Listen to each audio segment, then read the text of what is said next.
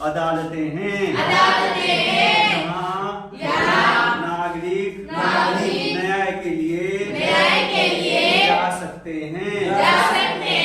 सरकार का अंग होने के नाते न्यायपालिका भी भारतीय लोकतंत्र की व्यवस्था बनाए रखने में अहम भूमिका निभाती है।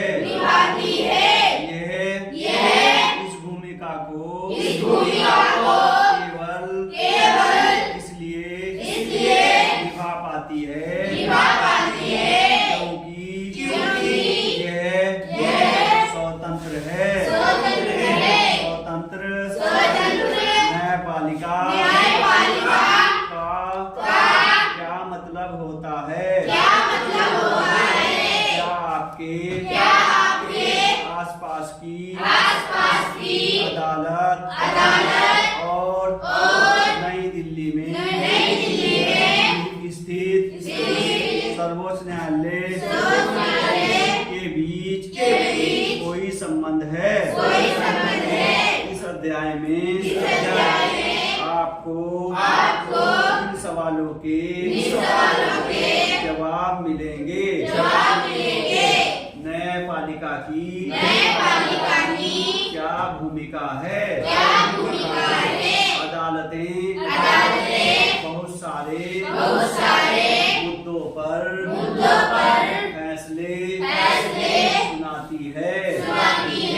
वे ये तय कर सकती हैं कि शिक्षकों को विद्यार्थियों की पिटाई नहीं करनी चाहिए। वे राज्यों के बीच नदियों के पानी के बंटवारे पर फैसला दे सकती हैं।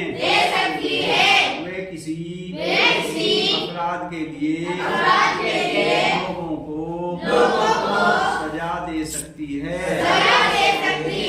न्यायपालिका के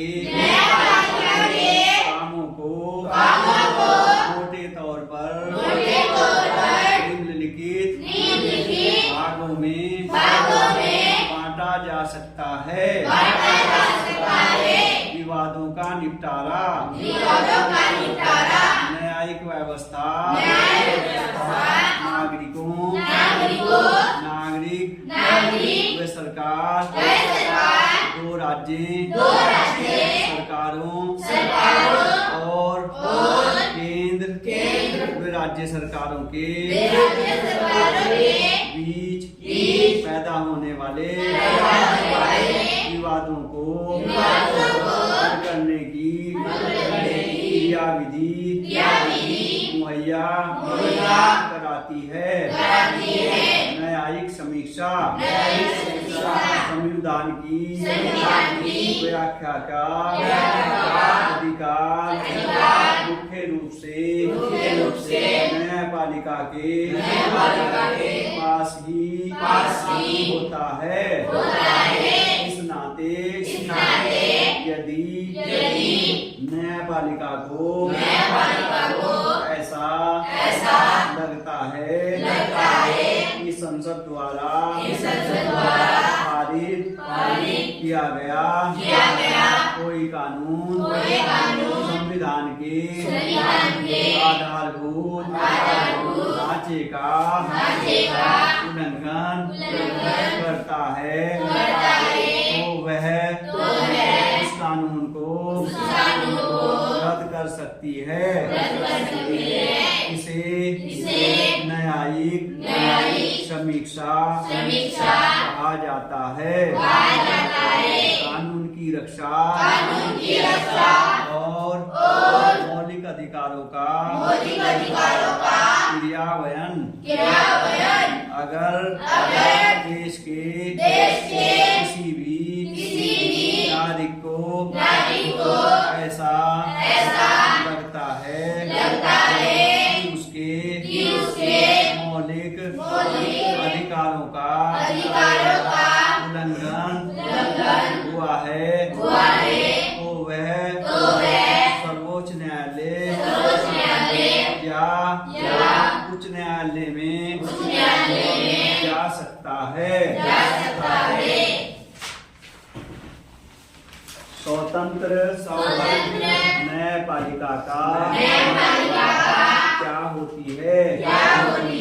कल्पना कीजिए कि एक ताकतवर नेता ने आपके परिवार की जमीन पर कब्जा कर लिया है।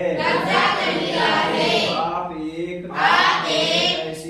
ऐसी व्यवस्था में रहते हैं जहाँ नेता किसी न्यायाधीश को उसके पद से हटा सकते हैं या उसका तबादला कर सकते हैं। जब आप इस मामले को अदालत में ले जाते हैं तो न्यायाधीश भी नेता की हिमायत करता दिखाई देता है। नेताओं का न्यायाधीश पर जो नियंत्रण रहता है उसकी वजह से न्यायाधीश स्वतंत्र रूप से फैसले नहीं ले पाते। स्वतंत्रता का ये अभाव न्यायाधीश को इस बात के लिए मजबूर कर देगा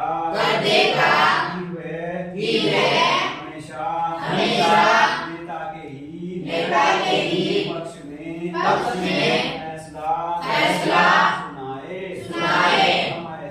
हम ऐसे बहुत सारे किस्से जानते हैं जहाँ अमीर और ताकतवर लोगों ने न्यायिक प्रक्रिया को प्रभावित करने का प्रयास किया है। लेकिन भारतीय संविधान इस तरह की दखलंदाजी को स्वीकार नहीं करता। इसीलिए हमारे संविधान में न्यायपालिका को पूरी तरह स्वतंत्र रखा गया है। इस स्वतंत्रता का एक पहलू है शक्तियों का बंटवारा। जैसा कि आपने पहले अध्याय में पढ़ा था। ये हमारे संविधान का एक बुनियादी पहलू है।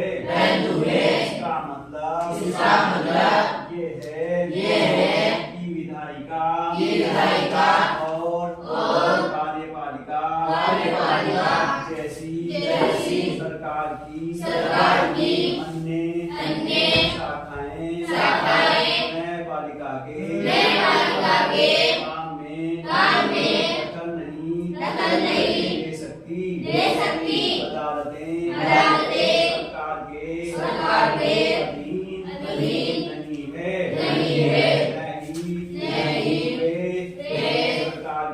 सरकार की ओर से काम करती है। शक्तियों के इस बंटवारे को दुरुस्त रखने के लिए ये भी महत्वपूर्ण है